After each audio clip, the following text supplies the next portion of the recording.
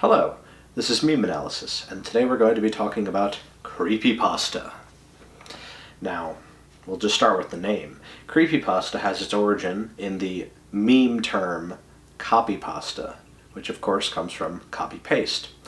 So they would be kind of long paragraphs or stories that were frequently shared, and thus copy-pasted, copy-pasted. And then the scary ones are creepypasta.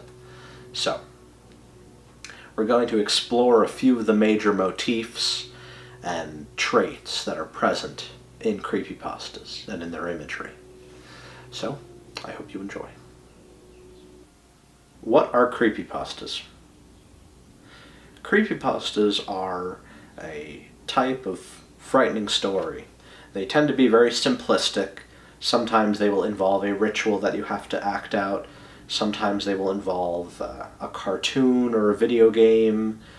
They are various subversive stories, usually aimed at children, oftentimes at young girls, and they were very frequently shared in the early 2000s. I'm not sure if they're still as popular, but I know that they had a pretty steady fan base. They've made movies, TV shows about them. So they have a pretty fair cultural reach and significance. But I thought that I would look into why a creepypasta is capable of becoming significant, even just to an individual. And of course, on the mass scale, there must be a reason. And so I think the best place to start is with video games and TV shows. So, when you have a memory that is vague, maybe even a bit strange, something that you know that this happened. You might not remember it exactly, but something happened. And then you go to your parents or you go to friends and they have no idea what you're talking about. That is the feeling that I see in a creepypasta that says, I remember watching blah blah blah. I remember watching the show. Do you remember this episode? I've gone looking for it, but I've never been able to find it. Something really scary happened in it. So it's like a feeling that everybody can relate to. A strange event that nobody else seems to remember. So it caters to an emotion that's usually not given a name, to an emotion that is often something that we just forget because nobody else remembers it, so nobody talks about it. But these stories, they give a voice to that strange emotion, to that strange feeling. So of course it'll be something, very enjoyable to feel, maybe I do remember this. Maybe that did happen. Maybe I did watch that episode. It's and even so, it reminds us everybody else feels this way. Everybody has experienced something that others didn't. And they're almost, ignored for it. This goes beyond the realm of just media.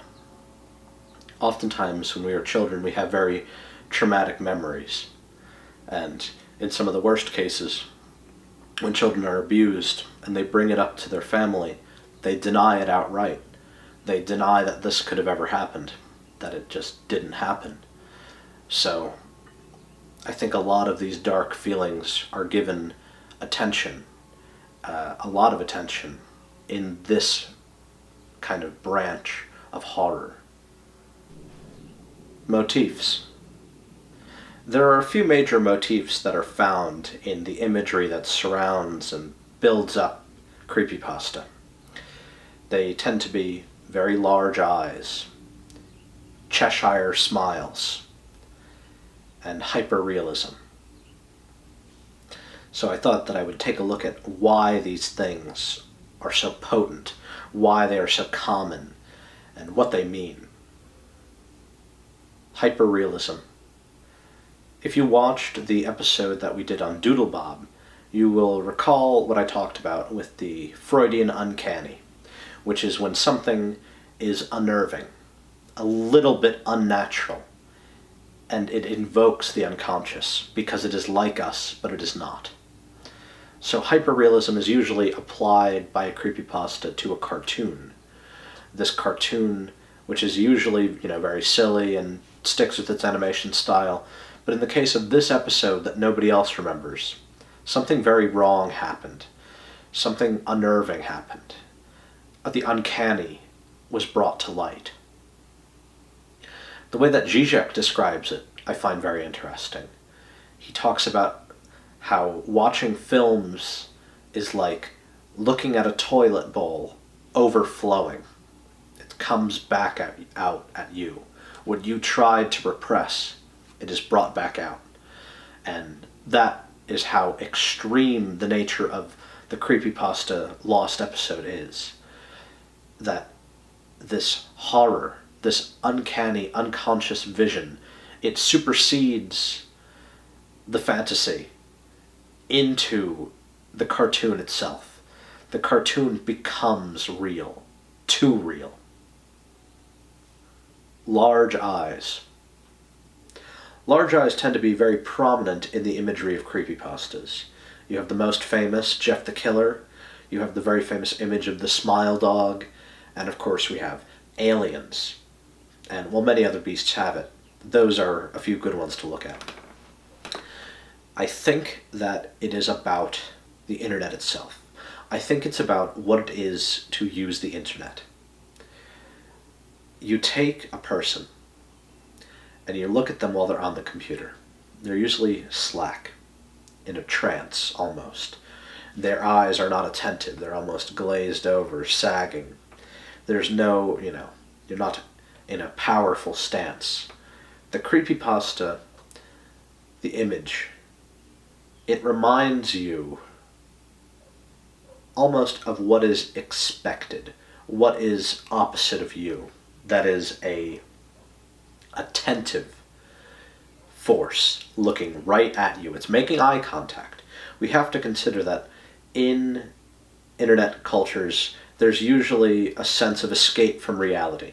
That is to say, an escape from normal socialization. So when we are met with somebody, met with an image who represents common socialization, eye contact, a bright big smile, it's deeply unnerving. Of course, it is a very exaggerated version of this appearance, but I still think that it retains that meaning. It would be just as unnerving to see, and this is often used, the smiling child that's out of place in the middle of nowhere. We don't like to be met with something real when we are in the midst of a fantasy. The alien eyes, or as in another creepypasta, the black-eyed children. Black, large eyes act as a black mirror, the ones that the magicians use to look into the future. They are a black mirror that shows us our own inhumanity, our own future. In these dark pools, we see our own darkness. Just like the memes of when you're sitting at home after watching whatever show for hours and you see yourself in the dark of the screen. It's, in the words of William S. Burroughs, a naked lunch. It's when you see what's at the end of your fork. Cheshire Smiles. The Cheshire Smile is given its name because of a little bit of the Cheshire Cat, but also it's also known as the glass glow smile because it is a type of wound that people inflict when they cut your cheeks open to give you a permanent smile that's in scar. This was done to the Black Dahlia. And I think most famously, the Joker in The Dark Knight has it. I think that in the context of the creepypasta, this functions in the same way as the attentive eyes. It is a reminder that the internet is a demand to enjoy. The internet, at this point, has become a consumerist, capitalist playground of advertising. Everything on it is meant to sell you something. And what is the ideal consumer? In an advertisement, we've seen them very famously in the kind of strange 1950s ads where everybody is smiling and wide-eyed. And in fact, there were early memes of these smiling advertising children threatening and saying, "Oh, we hail Satan," and so on. So you get that people that are wide-eyed and smiling, uncanny and unnatural, like puppets, they are the ideal internet user to a company. When they imagine somebody seeing their ad, they want the person to think they must be smiling and wide-eyed. In reality, these companies know that everybody is an entranced zombie, scrolling mindlessly. But it is that specter, the specter of expectation, the specter of unconscious capitalism that remains in the wide-eyed, smiling social villain, the Smile.dog, Jeff the Killer. So when you see memes that invoke creepypasta, that invoke advertising trends and subvert them, or they subvert a cartoon, not necessarily to be horrifying, but to be sexual, to be raunchy, to be insufferable and mean and edgy, you can see how these flows of internet time go. And before I say it, I'd like to add that we're going to be doing several more videos on creepypastas. So stay tuned.